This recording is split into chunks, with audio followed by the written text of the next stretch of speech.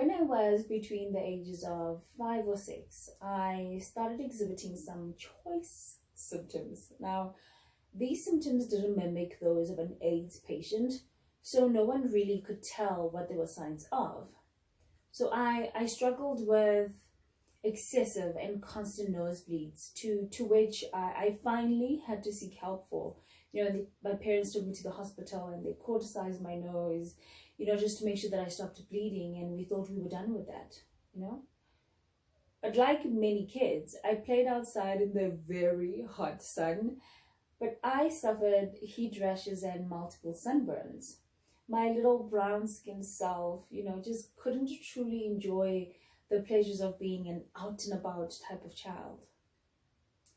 At the age of 7, I developed my first mole, and I called it the jelly top mole because it looked just like the sweet, just without the bright colors.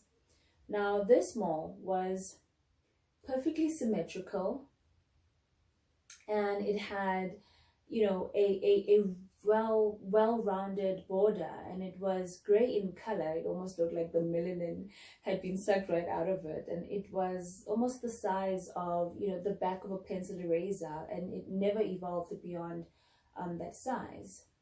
Now, the problem was that kids were constantly teasing me about this mole. So to ease my torture, my mother and my uncle decided that, we're going to take a sewing thread and we're going to tie it around this mole so that it can fall off.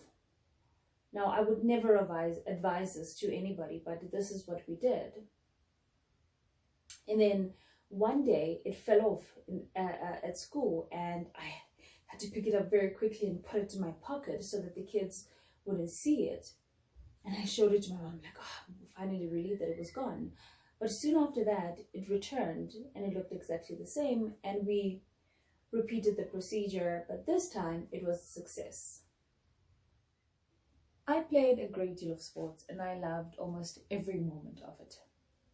But by the time I got to varsity, I slowed down a bit when it comes to my sports and my sun exposure, and I developed yet another mole. Now, this mole was on the lateral side of my left knee, and this mole was irregular in shape. It almost seemed like it was falling out of its border, and it just, the color almost changed from black to blue to brown, and it was just quite unsightly. It was so big as well, and just really unflattering, and it just kept evolving and changing and growing over time, and it was a bit scary, to be honest with you. But even in my scaredness, even as I felt that there was something wrong with it, I never went to get it checked.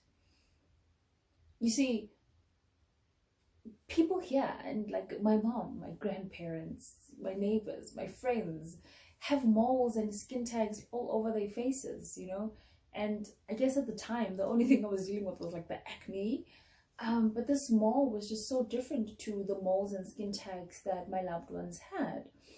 My white lecturers and friends kept urging me to just go get it checked out, and my friends are like, it's okay, man, we all have these. But there was something wrong with it, and I knew it, but I guess I just didn't want to admit it at the time. Until tragedy struck in 2012, and I lost my father, and I started seeing a neurologist because I just wasn't coping. And after 3 years, in 2015, my doctor was ready to discharge me, like, you're doing good, you could go home and be okay. And I said to her, look, I have this thing on my leg, please can you have a look at it? And she immediately pauses and said, no, we need to get a hold of dermatology as soon as possible. And I go to dermatology, and they do a biopsy, and a month and a half later, I return to get my results. And I'm there, and I'm happy-go-lucky, just free. It's a Friday. Who doesn't want to be happy on a Friday? And, I see my doctor, and she says to me, you step inside the room, and I'll come and see you just now. But now she returns with another doctor, and they're quite somber as they're walking in. And they say, Naniki, your biopsy results, no, they say Seboni, your biopsy results have returned. And already by the Seboni part, I knew something was wrong, but I'm still, keeping my cool. Well, the biopsy results have returned, and you have stage 3 malignant melanoma. And I had no clue what that was. And I said, what is that? And they said, skin cancer. To which I replied, but I'm black. Just in case they were not aware that this little brown-skinned girl was black. Because to me, cancer, and especially skin cancer, was a white person disease. How could I, this girl who had experienced so much sun exposure and all these multiple sunburns and every other issue and mold that I developed in my body, now be told that I had skin cancer? And not just any type of skin cancer, the most dangerous form of skin cancer. Here's the thing. To the people who look like me, or even darker, we're not immune to skin cancer. You see, cancer as a whole does not discriminate. Yes, our prevalence for skin cancer is low, but that means that we may be diagnosed with skin cancer at a later stage. And with that comes a lower 5-year survival rate. Our skin is beautiful with all its different shades and all its glory. It holds the key to our identity, and if we take care of it, it will carry us into our future. So take care of your skin.